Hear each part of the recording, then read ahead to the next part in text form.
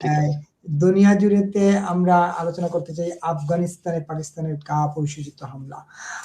খুবই নেক্কারজনক, এবং সেই 25শে মার্চ রাতে বাংলাদেশের উপর যে গণহত্যা চালিয়েছিল পাকিস্তান, আমার কাছে মনে হচ্ছে যে আফগানিস্তানে তারা এভাবে নির্বিচারে একটা হামলা চালাইলো, যদিও আফগান বাহিনীর উপর।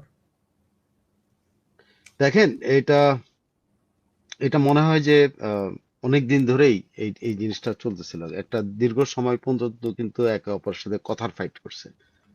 তো কি বলে, এই কথার ফাইটের মধ্যে কিন্তু আফগানিস্তানের বিভিন্ন এলাকাতে প্রায়ই ধরেন পাকিস্তানি সেনাবাহিনী আক্রমণ চালাইতো, আফগানিস্তান আক্রমণ চালাইতো, কিন্তু এইটার চূড়ান্ত অবনতি ঘটে সম্পর্কের, সেটা হলো আফগানিস্তানের সীমান্তে এই যে 100 কত জন নারী শিশুকে হত্যা করা, 80 জন প্রথমত। সেদিনের গত সপ্তাহে। এইটা অনেক দিন হয়েছে, এবং তার পরবর্তীতে আফগানিস্তানও কিন্তু পরশুদিন তারা পাল্টা হামলা করে 80 জন কিন্তু তারা বলছে যে আমরা যা মেরেছি সব হলো সৈন্য মেরেছি বা পুলিশ মেরেছে, আমরা কোনো সাধারণ নাগরিক পাইনি। কিন্তু আফগানিস্তানে পাকিস্তান সাধারণ নাগরিক মানুষ।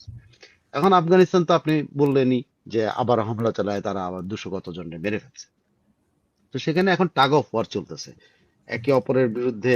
আহ, আহ, সেনাবাহিনীর সদর দপ্তরে গেছেন এই পাকিস্তানি প্রধানমন্ত্রী, যা বলছেন ওনারা জিরো টলারেন্স দেখাবেন এবং প্রয়োজনে সর্বাত্মক। উনি কি বলেছেন যদি এক্স্যাক্টলি আমি আপনাকে বলতে পারি না। তারা দাবি করছে পাকিস্তান সেনাবাহিনী দাবি করছে তারা 297 জনকে হত্যা করেছে এবং 90টার মতো সেনা চৌকি ইয়ে করছে। তাদের শাহবাজ শরীফের একজন মুখপাত্র বলেছেন যে 135টি ট্যাঙ্ক ও সাজোয়াজান আফগানিস্তানে ধ্বংস করা হয়েছে এবং আফগানিস্তানের 29টা স্থানে হামলা করেছে। এটা হলো আল জাজিরার খবর থেকে বলা হয়েছে। এর আগে কিন্তু পাকিস্তানের আইএসপিআর বলছে যে আফগান সেনা 274 জন মারা গেছে, কিন্তু এটা এখন প্রায় 300-তে উঠে গেছে। তো এর প্রেক্ষাপটে আফগান সেনাপ্রধান যেটা বলেছেন যে তিনি বলছেন যে আহ, তাদের ওর নাম হলো ফসিউদ্দিন ফিতরাত। ফসিউদ্দিন ফিতরাত তিনি হুঁশিয়ারি দিয়েছেন যে আফগানিস্তানে পাকিস্তানের এই হামলার আরো শক্তিশালী এবং দৃঢ় জবাব দেওয়ার জন্য তারা প্রস্তুতি নিচ্ছেন এবং যে কোনো সময় তারা ইয়ে করবেন। এবং তিনি আহ, বলছেন যে পাকিস্তান টের পাবে আফগান বাহিনী কি জিনিস, আফগান বাহিনীকে তারা খাটো করে দেখতেছে। এদিকে পাকিস্তানের প্রধানমন্ত্রী কি বলে ওর নাম, শাহবাজ শরীফ, উনি সেনা সবার সদর দপ্তরে গেছেন, যা সেনা সদস্যদের মনোবল বাড়ানোর জন্য এই করছেন, এবং উনি আসিফ মুনির সাথে বৈঠক করেছেন এবং বলেছেন যে সরকার জিরো টলারেন্স ইয়ে করবে, এবং আসিফ মুনিকে নির্দেশ দেওয়া হয়েছে যে দেশ রক্ষার জন্য যা করা দরকার যেন আসিফ মনি এবং আহ, দেশের ভিতরে তাদের উপরে যেন আফগানিস্তানের কেউ কিছু করতে না পারে, কোন রকম ইয়ে না করতে পারে, এই জন্য সেনাপ্রধানকে বা আসিফ মনিরকে নির্দেশ দেওয়া হয়েছে। এই ঘটনার প্রেক্ষাপটে আবার যুক্তরাষ্ট্র, এখানে তো জানেন যুক্তরাষ্ট্রের ইন্টারেস্ট আছে পাকিস্তানের ব্যাপারে, তারা বিবৃতি দিচ্ছে, তারা বলছে যে তারা তাদের দেশের নাগরিকদেরকে আফগানিস্তান সফর এবং পাকিস্তান সফর দুইটাই ঝুঁকিপূর্ণ বলে মনে করিয়ে দিয়েছে এবং লেভেল 4 ডু নট ট্রাভেল এরকম একটা সতর্ক বার্তা জারি করেছে। তো এরকম আর কি। পাকিস্তান বলছে যে এখনো তাদের অভিযান শেষ হয় নাই, অভিযান চলছে। এদিকে আফগানিস্তান বলছে যে তারা অভিযান, আরে পাকিস্তানের ভিতরে অভিযান। তো এটা অল আউট ওয়ারের দিকে যায় কিনা এটা দেখার বিষয়। আমার ধারণা অল আউট ওয়ারের দিকে ঠেলে দেওয়া হচ্ছে, এবং আফগানিস্তান এবং পাকিস্তান এরকম করতে থাকলে এটা অল আউট ওয়ার দেওয়া, মানে 300 জন লোক মেরে ফেলা এবং চট্টগ্রাম। 90টা সেনা চৌকি ধ্বংস করা, 150-200 ট্যাঙ্ক ধ্বংস করে দেওয়া, এটার মধ্যে এটা এবং পূর্ণাঙ্গ যুদ্ধের মধ্যে কি পার্থক্য? কোনো পার্থক্য নেই। তো হ্যাঁ, এইটা, এটা বলেন। আমার কাছে মনে হয় যে এটাই পূর্ণাঙ্গ যুদ্ধ। এইটাই পূর্ণ, কারণ একটা দেশের সাথে আপনি 300 জন লোক মেরে ফেললেন, আপনি দাবি করতেছেন কিন্তু আপনি মারছেন, এরপরে আপনার যুদ্ধ বাকি আছে কি? যুদ্ধ তো শুরু হয়েছে। এখন দেখা যাক, নিশ্চয়ই আমেরিকা হস্তক্ষেপ করবে বা অন্যান্যরা। তালেবানদের সাথে, তালেবানদেরকে এখন সহায়তা কে দেয়? আপনি জানেন যে তালেবানরা ভারতের সাথে অলরেডি তাদের একটা সুসম্পর্ক তৈরি করেছে, ব্যবসা বাণিজ্যের সম্পর্ক, কিন্তু সামরিক কোনো সম্পর্ক তৈরি করেছে কিনা আমি জানি না। এই ক্ষেত্রে ভারতও কি ভূমিকা নেয় এটাও কিন্তু দেখার বিষয়, কারণ এখানে পাকিস্তান মানে পাকিস্তান হলো ভারতের চিরশত্রু, এবং আফগানিস্তান পাকিস্তান যখন মারামারি করবে তখন শুধু যে ভারত চেয়ে চেয়ে দেখবে বিষয়টা এরকম ভাবার কোনো কারণ নাই, কারণ ভারত চাইবেই যে পাকিস্তান আফগানিস্তান হাতে নাস্তা অনুভব, যেটা আমরাও চাই। হুম, আমি চাই, আমি চাই। আমরাও চাই যে পাকিস্তান যত পাকিস্তানের নাস্তা করতে পারে আমাদের ভালো লাগবে, খুব ভালো লাগবে। পাকিস্তানের মতো একটা নৃশংস দেশ ধ্বংস হওয়া উচিত। এদিকে এই ঘটনাগুলোর মধ্যে কিন্তু পাকিস্তানের অভ্যন্তরে কিন্তু আবার টিটিপি, যেটা তেহরিকে তালিবান পাকিস্তান, যেটা তারাও হুম, কিন্তু পাকিস্তানের ভিতরে অভিযান, তারাও কিন্তু পাকিস্তান বাহিনীর উপর অভিযান।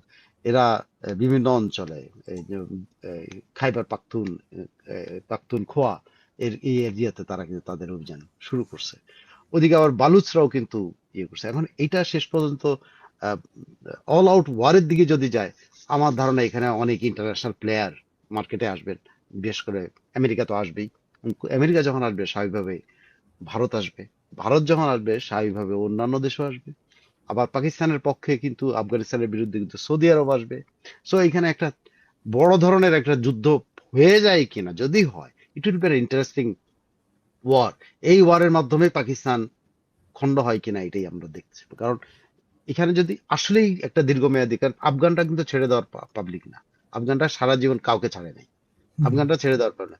আফগানরা যদি এটাকে অল আউট ওয়ারের দিকে নিয়ে যায়, আপনি নিশ্চিত থাকেন বালুচিস্তান এখান থেকে বেরোনোর জন্য একটা যুদ্ধ তারাও ঘোষণা করে দিবে। খাইবার পাখতুনখোয়া তেহরিকে তালিবান পাকিস্তান তারাও শুরু করবে। সো পাকিস্তানের কিন্তু একটা সামনে ডেঞ্জার টাইম, এবং এই ডেঞ্জার টাইমটা তারাই ডেকে নিয়ে আসছে, তারাই ইনভাইট করে নিয়ে আসছে। কারণ এই এই আফগানরা তো আমেরিকার কোনো কথা শুনবে না, কারণ আমেরিকার কোনো নিয়ন্ত্রণ তাদের উপরে নাই। আমেরিকার হুম, অস্ত্র শস্ত্র দিয়ে কিন্তু পাকিস্তানের উপর হামলা করে তারা, যেগুলো ওরা ফালাইতে চলে গেছিল ওগুলো দিই তো, হুম। তাদেরকে কেউ তো নতুন অস্ত্র দেয় না, ওগুলোই তারা ঠিকঠাক করে কিন্তু এই অভিযানগুলো চালায়। তো এটা ইন্টারেস্টিং। যদি ওয়ারটা লাগে আর কি, it will be fantastic. Everyday আমরা একটা চিত্র দেখতে পাবো যে কি হচ্ছে না হচ্ছে। পাকিস্তানের একটা লেজে গোবরা হওয়ার একটা সম্ভাবনা আছে।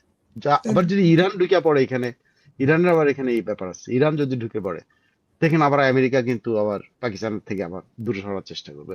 মানে এখন এখানে তো বহুমাত্রিক সম্পর্কের ব্যাপার, ইরানের হুম। সাথে পাকিস্তানের সম্পর্ক আছে, আবার ওদিকে সৌদি আরবের সাথে পাকিস্তান, আবার এদিকে ইরানরে দেখতে পারে না হলো আমেরিকা, আমেরিকা এখানে ঢুকে, কে কোন দিকে পথ নেয়, ভারত এখানে কি, ভারতের ভূমিকাটা সবচেয়ে ইন্টারেস্টিং হবে। Let us see this. একেবারে। তো এই এই যুদ্ধ করে পাকিস্তানের আসলে অর্জনটা কি? তারা তো আর আফগানিস্তান দখল করতে পারবে না। তারা আমি আমি এগুলা ধরেন ওই আফগানিস্তান পাকিস্তানের পলিটিক্সটার মধ্যে একটা জিনিস বুঝি, যে পাকিস্তানের সাথে আফগানিস্তানের সম্পর্ক খারাপ হলো, আফগানিস্তানটা আমেরিকার সাথে সম্পর্ক খারাপ, দ্যাটস অল। ওই আহ, আমেরিকার স্বার্থের জন্য তারা এগুলি করতেছে। আচ্ছা, আমেরিকা তো তাহলে সবসময় হলো এইটা, মানে এটা বলে না মুটে আর কি, মানে আপনি খাইটা খাওয়া ইয়ে আর কি। ইয়ার আমেরিকার পা চাইটা তারা চলে, আমেরিকার খেটে খাওয়া শ্রমিক ওরা। তাহলে পাকিস্তানকে তো হিংস্র বা দানব জাতি বলা যেতে পারে নাকি? বললাম কোনটা? পাকিস্তানকে হিংস্র বা দানব জাতি বলা যেতে পারে এটা যে। তো হিংস্র, এটা তো আজকে নাকি, এটা এটা এটা কোনো জাতি নাকি, এগুলো কোনো জাতি? এরা হলো পাকিস্তানের যে এটা মূলত হলো তো, আপনি পাকিস্তানি বলে কিছু না, তো এটা পাঞ্জাবিরা এইখানে, পাঞ্জাবি, হ্যাঁ পাঞ্জাবি, পাঞ্জাবিরা, হ্যাঁ ওরা পাঞ্জাবি ওরা বালুচ, এক একটা জাতি পাঞ্জাবি বালুচ। তাহলে না না, এই বালুচরা যুদ্ধটা, তো পাকিস্তান না বিরোধী। না পাকিস্তান বিরোধী পাঞ্জাবি, আমি বলছি না, আলাদা জাতি আর কি। পাকিস্তানের ভিতরে তারা স্বাধীনতা চাচ্ছে, আমি বলছি যে এই যুদ্ধটা লাগলে বালুচদেরও লাভ হবে, তারা হ্যাঁ দ্রুত হ্যাঁ, স্বাধীন হয়ে যেতে তেহরিকে পারে। তালিবান, পাকিস্তান খাইবার পাখতুনখোয়া ইয়া শুরু করবে। তারা তো তারাও তো এই একই রকম, এদেরকে দেখতে পারে না, এদের বিরুদ্ধে তারা পাকিস্তান সরকার হটাইতে চায়। এবার বুঝেন খেলা। এই হামলায় কি পাকিস্তান আফগানিস্তানের বড় কোনো নেতা মারা গেছেন নাকি আকুনজি নামে? আমি জানি এমন, না। আচ্ছা, একেবারেই। পরে আলোচনাটা যেতে চাই যে ইরান যুক্তরাষ্ট্রের আলোচনাটা একটু শুনতে চাই, ইরানের এবং যুক্তরাষ্ট্রের মধ্যে কি। এটাও কিন্তু একটা লং গেমের থেকে এখন আবার যখন আহ, ধরেন একদম মনেই হচ্ছে যে যুদ্ধ লেগে যাবে। যেমন ধরেন যুক্তরাষ্ট্র তার নাগরিকদেরকে ইসরায়েল থেকে সরে আসতে বলছে। মানে যুক্তরাষ্ট্রের যে রাষ্ট্রদূত, তিনি কিন্তু এই নির্দেশনা শুধু দেন না, উনি বলছেন হুম, যে যে যেমনি পারো চলে যাও। হুম, এমন এমন টিকিট কাটো যে টিকিটটা শেষ শেষ যেই কোম্পানি শেষ দিন পর্যন্ত এখানে ফ্লাইট চালু রাখবে, এমন টিকিট কেটে রাখো যেন তোমরা তাড়াতাড়ি চলে যেতে পারো। আর যদি এখনই যেতে চাও চলে যাও। হুম, মানে এর মানেটা কি? মানেটা হলো সে যুদ্ধ প্রস্তুতি নিচ্ছে তারা। এটা কিন্তু ক্লিয়ার। এদিকে আপনার যখন আমেরিকান সোলজারদেরকে বিভিন্ন ঘাঁটি থেকে কিন্তু সরায় নেওয়া হচ্ছে, যেখানে ইরান হামলা করতে পারে। আবার এদিকে বলতেছে যে আলোচনা অনেক ফলপ্রসূ হচ্ছে, এই হচ্ছে সে হচ্ছে। আবার এদিকে মানে ভ্রমণ নিষেধাজ্ঞা বিভিন্ন দেশে দিচ্ছে। যেসব দেশে আমেরিকার স্বার্থ আছে সেখানে ভ্রমণ নিষেধাজ্ঞা দিচ্ছে। তো এখন এই জিনিসগুলো আসলে খুব কমপ্লিকেটেড। যখন জেডি ভ্যান্স সর্বশেষ যে বক্তব্য, জেডি ভ্যান্স বলছে যে হুম, যুদ্ধের সম্ভাবনা নাই, কিন্তু কিন্তু আবার বলে দেখেন যুদ্ধের সম্ভাবনা নাই বলে, কিন্তু জেডি ভ্যান্সের কথাটা যদি শুনেন, আমি একটু কোট করে যদি বলতে পারি, জেডি ভ্যান্স কোথায় প্লিজ। কোথায় গেলে জেডি ভ্যান্স জেডি ভ্যান্স বলছে no US war in Middle East, যে হুম, মধ্যপ্রাচ্যে কোনো যুক্তরাষ্ট্রে কোনো যুদ্ধ হবে না। এটা যখন বলে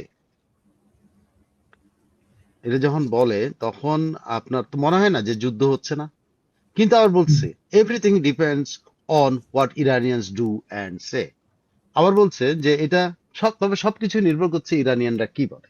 তো ইরানিয়ানরা তো বলতেছে যে আলোচনা অগ্রগতি হচ্ছে, অমুক হচ্ছে, কিন্তু আমেরিকা কেন এরকম যুদ্ধ প্রস্তুতি যুদ্ধংদেহী অব্যাহত মনোভাব রাখছে? নিয়ে। হুম, তার নাগরিকদেরকে বিভিন্ন মিডল ইস্টের বিভিন্ন জায়গা থেকে সরায় নিচ্ছে, চলে যাওয়ার জন্য বলতেছে।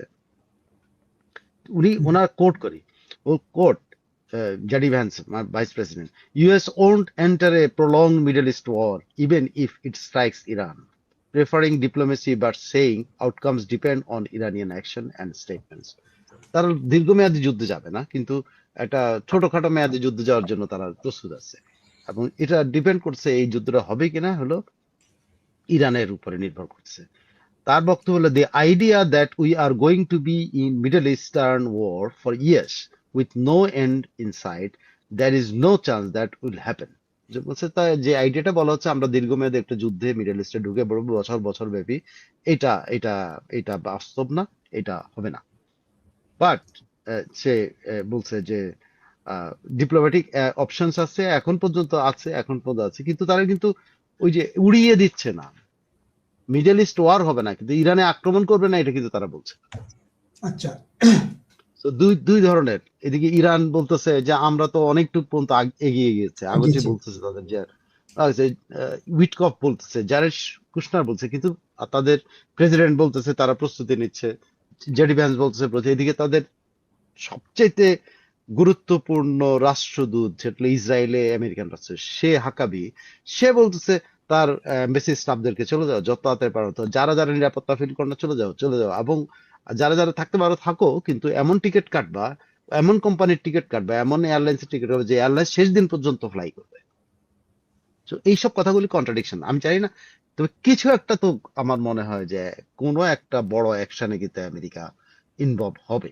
সেটা স্বল্প মেয়াদী হলেও বড় অ্যাকশনের মধ্যে আমেরিকা, এবং সেটা পাল্টা রিয়াকশন দিক থেকে কি করে, ইরান কি করতে পারে সেটা হুম, দেখার বিষয়। ইরান এর আগে কিন্তু তার সক্ষমতা কিন্তু প্রমাণ করছিল যে তারা ইসরায়েলের ভিতরে হামলা চালিয়ে তার সক্ষমতা প্রমাণ করছে।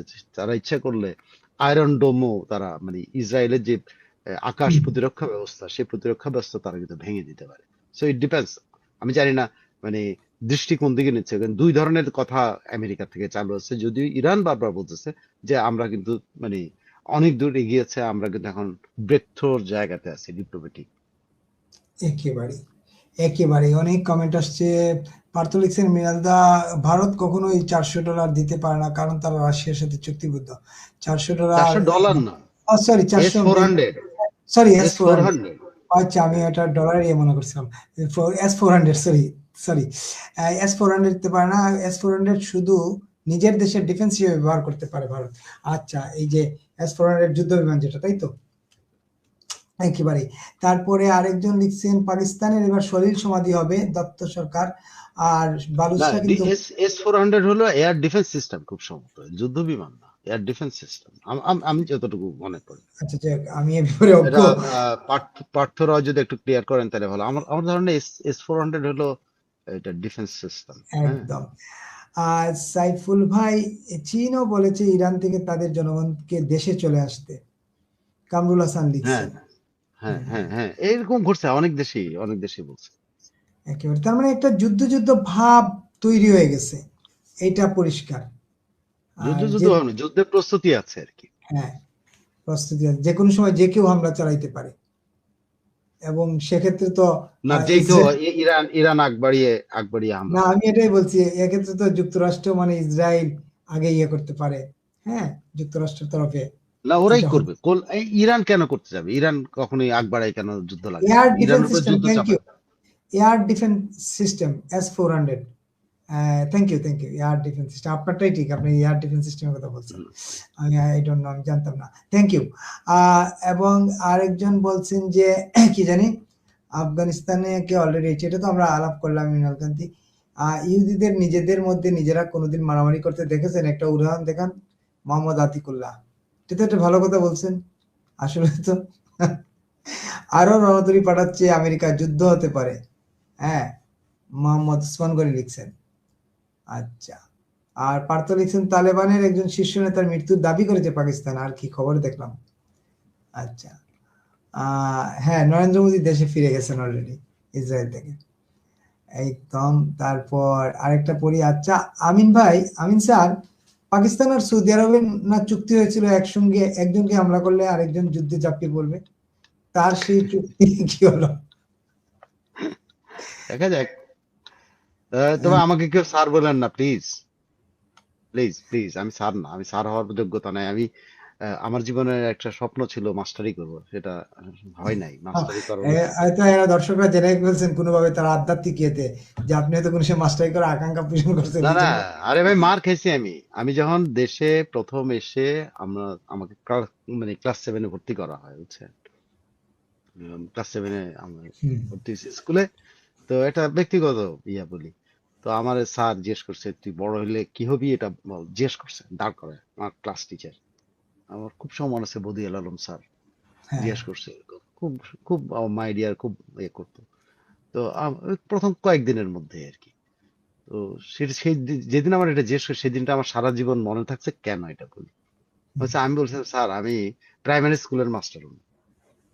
ছোটখাটো আমি আমি কিন্তু এই বড় স্কুল মানে ক্লাস, আমি বলছি প্রাইমারি স্কুলের মাস্টার। প্রাইমারি স্কুলটা কেন, তুই প্রাইমারি স্কুলের মাস্টার হবি? সবাই ইঞ্জিনিয়ার হবে, সবাই ডাক্তার হইতে চায়, তুই প্রাইমারি স্কুলের মাস্টার হবি?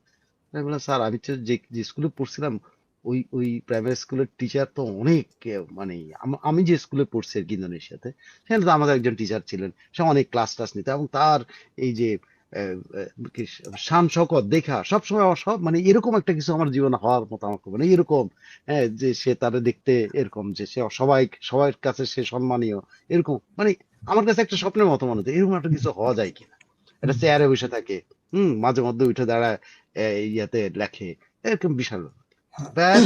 বদিউল আলম স্যার আমার 2 হাতের আঙ্গুলের ভিতরে পেন্সিল দিয়া হুম, এসা চাপ দিছে যে, হারামজাদা, তুই স্কুলের মাস্টার হইতে চাস? স্কুলের মাস্টার হয়ে কি ভাবি তুই, যে সবাই ইঞ্জিনিয়ার হবে, তোর সাথের গুলো ডাক্তার হবে, তুই এটা। আমি তো আর বুঝি না স্যার, স্যার আমার এরকম মারতেছে কেন, এবং এই মার তো খাই নাই কোনোদিন। 7-এর আগ পর্যন্ত তো এই মার সম্পর্কে আমার কোনো ধারণা ছিল না, যে টিচাররা এরকম পিটাইতে পারে। টিচার মানে হলো আমার কাছে মানে একটা বিশাল ব্যক্তিত্ব। আমি ওইটা হইতে চাইছি, আর এই স্যার আমার দিয়া এরকম করে মারছে। মারার পর যখন আমি চিৎকার শুরু করেছি, এরপর আমার পেটের মধ্যে হাত দিয়ে, বুঝছেন, এসে একটা কসলানো দিছে, আমার মনে হচ্ছে আমার সারা দুনিয়া উল্টাই গেছে। আমি এরপর থেকে আমি আর স্কুল মানে আমার কাছে আতঙ্কের ব্যাপার, যে কখন কোনটা বলবো, আর কখন আর পেট ধরে চাপ মেরে দিবে, আর কখন আমার হাতের আঙ্গুলের ভিতরে পেন্সিল ঢুকায় দিবে। এটা একটা আতঙ্কের ব্যাপার ছিল আমার, হুম, দীর্ঘ দিন পর্যন্ত আমি আতঙ্কে ভুগতাম, যে কোনটা কি করবো, আর স্যার উল্টা বুঝে আমাকে মার দিয়ে এই এরকম একটা মার জানতেন, মার না তোর ভাই, এটা আপনার লাঠি সোটা দিয়ে মারতেছে না, আপনি জানেন না না না, এটা যে কি জিনিস। আঙ্গুলের মধ্যে পেন্সিল আর ঢুকানো পেটের গুরুতর পেটের কোনো জোর, পেটের চামড়ার মধ্যে টিপ দেওয়া। সাউন্ড, তো একেবারে। সেই থেকে, বুঝছেন, তারপর আর আমার মাস্টার তো হওয়া হইলো না, পারলাম না। আচ্ছা, সেই থেকে আপনার স্বপ্ন ছিল, কিন্তু স্বপ্ন শেষ হয়ে গেছে। না, আমার আমার তো মাস্টার হওয়ার যোগ্যতাই অর্জন করে না, আমি তো সে কি করবো। স্যারের মায়ের খেয়ে হয়তো আপনি মাস্টারি এটা ভুলেই গেছেন। না, না, না, না, এটা অল এলং আমার কিন্তু মাস্টারি করার আগ্রহ। আমি যখনই, আমি কেন পিআইবি তে বলেন, ওই যে বিভিন্ন বিভিন্ন প্রতিষ্ঠানে যখনই যেখানে আমার মাস্টারি করার লেকচার, সুযোগ দিচ্ছে, আমি কিন্তু গেছি, এবং আমার এটা ভালো লাগে, আমার খুব ভালো লাগে, খুবই ভালো লাগে। মনে হয় যে পৃথিবীর শ্রেষ্ঠ একটা দায়িত্ব। এটাতে টাকা পয়সা না দিলেও এটা এটা মজার একটা কাজ, এমনিতেই যে মজা কাজের লাগে। মানুষের সাথে মানে আপনার তথ্য বিনিময় করতে পারেন, আপনার মেধার বিনিময় করতে পারেন, আপনি আলোচনা করতে পারেন, কতজনের সাথে আলোচনা, 10জন লোক যদি আপনার ক্লাসে থাকে, 10টা মত, কি অসাধারণ ব্যাপার, একই একই সাবজেক্টে, অসাধারণ। অবভিয়াসলি। একেবারে আমরা শেষ দিকে চলে আসছি। পাকিস্তান যুদ্ধ ছাড়া থাকতে পারে না। না, পাকিস্তানের কাজই হলো যুদ্ধ করা আর জঙ্গিপনা করা। আর বলছেন পাকিস্তান এত মুসলিম মুসলিম করে, এখন কারে মারে? মুসলিমই মারে, আর কারে মারবে? আচ্ছা। তারপরে আরবান ক্লাস লিখছেন, তথা ধনী পাঠানরা ছাড়া কোনো দরিদ্র বা কিংবা মধ্যবিত্ত পাঠানরা পাকিস্তানের সঙ্গে থাকতে চায় না। ওদের সামাজিক কাঠামো অত্যন্ত জটিল। টেলিগ্রাম সরি, দ্য গ্র্যান্ডমাস্টার লিখছেন। হ্যাঁ, পাকিস্তানকে জ্বালিয়ে পুড়িয়ে সরকার করে দিলে মনে শান্তি পাবো, উসমান গনি লিখছেন। পাঠানরা কিন্তু পিছু হটে না, যতক্ষণ প্রাণ আছে ততক্ষণ পর্যন্ত যুদ্ধ করে যাবে, ইতিহাস কিন্তু তাই হ্যাঁ, বলে। ওরা সারা জীবন যুদ্ধ করবে তো, এই পর্যন্ত যুদ্ধই তো। আপনি আফগানিস্তান মানে তো আপনি শান্ত আফগানিস্তান আপনি কখনো শুনছেন? মারামারি কাটাকাটি ছাড়া। 20 বছর তো তারা আমেরিকার সাথে করলো, তাই না? এটা তো চারটিখানি কথা না, লম্বা সময় ধরে আমেরিকার সাথে তারা যুদ্ধ করলো। বঙ্গবন্ধুর ছবি হচ্ছে কি, সাইফুল ভাই আপনার কাছে একটা কথা জিজ্ঞেস করি, বঙ্গবন্ধুর ছবিতে করেছিল বাক্সে জিয়ার, আচ্ছা বঙ্গবন্ধুর মূর্তি ভাঙছে, মানে স্ট্যাচু ভাঙছে, জিয়ার মূর্তি ভাঙে নাই, আপনি জানেন নাকি? বুঝে নেই। সাইফুল ভাইয়ের কাছে জানতে চাইলেন, জিজ্ঞেস করলেন, আবার আমাকে বললেন, আমি কেমনে জানবো, আমি তো জানি না। তারপর পাঠানরা কিন্তু, আচ্ছা এটা তো বললাম, পাঠানরা কিন্তু পিছু হটে না। গ্র্যান্ডমাস্টার দুইজনকে সাপোর্ট করুন, তাতে হালাল বেশি হবে। আচ্ছা, সাইফুল ভাই, ইউনূস সাহেব বলছে ভারতের সাথে চোখে চোখ রেখে কথা বলবে, বঙ্গবন্ধু বলেছেন ইন্দিরা গান্ধীর সাথে চোখে চোখ রেখে সেনাবাহিনী প্রত্যাহারের জন্য। বঙ্গবন্ধু যেটা বলছেন এটাতে কার্যকর হয়েছে, সেনাবাহিনী প্রত্যাহার হয়ে গেছে। হ্যাঁ, সাধারণত যুদ্ধ শেষে সহজে যায় না মিত্রবাহিনী, বাংলাদেশ থেকে খুব দ্রুতই, মানে বঙ্গবন্ধুর জন্মদিনের দিনই তো প্রত্যাহার শুরু হলো, 17 মার্চে সম্ভবত। পাকিল্যান্ডে তালেবানের হামলা ইসলামে জায়েজ, মঈন আহমেদ লিখছেন। অল এট অল আউট ওয়ারের দিকে দ্য গ্র্যান্ডমাস্টার লিখছেন, অল আউট ওয়ার দিকে, অল আউট ওয়ারের দিকে গেলে পাকিস্তানের হাত থেকে খাইবার পাখতুনখোয়া হাতছাড়া হয়ে যাবে, সেই সাথে বেলুচিস্তান হুমকির মুখে পড়বে। বেলুচিস্তান তো আগে হওয়া উচিত, তারা তো দীর্ঘকাল ধরে লড়াই করতেছে স্বাধীনতার জন্য। মোটামুটি সবাইকে ধন্যবাদ জানিয়ে শেষ করতে চাই রাতের আয়োজন। সাইফুল ভাই আর কিছু বেনিজুলের কিছু আছে সাইফুল ভাই? আজকে আমি ফলো ওকে, করিনি। না আমি আমি এমনি জিজ্ঞেস করলাম, মানে যদি ফলো আপনার করিনি। নলেজে থাকে, আমি হঠাৎ করে জিজ্ঞেস করলাম, মনে হলো কি যে যদি থাকে, কারণ বেনিজুলা নিয়ে আমার একটু আগ্রহ বেশি, তো আমি মাধুরের খুব পছন্দ করতাম, বুঝছেন। আমি স্যাভেজের প্রচন্ড বড় স্যাভেজের ভক্ত আর কি আমি, সেই কারণে মাধুরেরও ভক্ত এবং শুরু থেকেই। থ্যাংক ইউ যারা এতক্ষণ দেখছিলেন, দেখবেন, সবার প্রতি শুভেচ্ছা এবং শুভকামনা, যারা এতক্ষণ রাত জেগে থাকলেন আমাদের সঙ্গে। আর শুভরাত্রি। আর অবশ্যই যেভাবে সাইফুল ভাই বলেন, আমি তো এইভাবে বলছি না, আমি বলছি সাইফুল ভাই যেভাবে বলেন তারা একটু আলাদা। বয়কট ইউনুস, বয়কট ইউনুসের সমস্ত প্রোডাক্ট, শুধু ইউনুস না, ইউনুসের গ্যাংস্টার যারা আছেন, এই উপদেষ্টা এবং তার ওই যে নিয়োগকর্তা যারা, তাদেরকেও বয়কট করতে হবে, তাদেরকেও ঘৃণা করতে হবে। সবাইকে শুভরাত্রি সাইফুল ভাই। অনেক ধন্যবাদ বিপুল। আমি বয়কটের আহ্বান জানাই হলো প্রোডাক্টের ক্ষেত্রে, ইউনুসরে বয়কট না। না, আমি ইউনুসরে তো প্রোডাক্টের বলছি। ইউনুসরে এঙ্গেজমেন্টে আনতে হবে, ইউনুসকে হ্যাকলিং করতে হবে, ইউনুসকে তিরস্কার করতে হবে, ইউনুসকে গালি দিতে হবে, দূর ঘৃণা থেকে হলে জানাতে একটা হবে। গালি দিতে হবে, হ্যাকলিং করতে হবে। তাকে বয়কট করা যাবে না, তাকে আরো এঙ্গেজমেন্টে যাইতে হবে, তার কানের মধ্যে হুল ফুটাইতে হবে যে তোমাকে গালি দেয়, তোমাকে এই করে, তারে ডিম মারতে হবে। হ্যাঁ, তারে পারলে কমলা কমলার সোজা মারেন, তারে পারলে মানে সফট জিনিস যেন আহত না হয় এরকম। হুম, এবং ইউনুসের সমস্ত সাঙ্গপাঙ্গ, কারোর সাথে আপনি ডিসএঙ্গেজমেন্টে যাবেন না, এঙ্গেজমেন্ট, তাদের সাথে যত পারেন এঙ্গেজ, গণতন্ত্র তাদের উপর চালু করেন। তারা আমাদের উপর অগণতন্ত্র চালু করছে, তাদের উপর গণতন্ত্র প্রতিষ্ঠা করতে হবে, আমাদের অধিকার আদায় করতে হবে, তাদের কাছে শুনতে হবে তারা আমাদের দেশ ধ্বংস করলো কেন।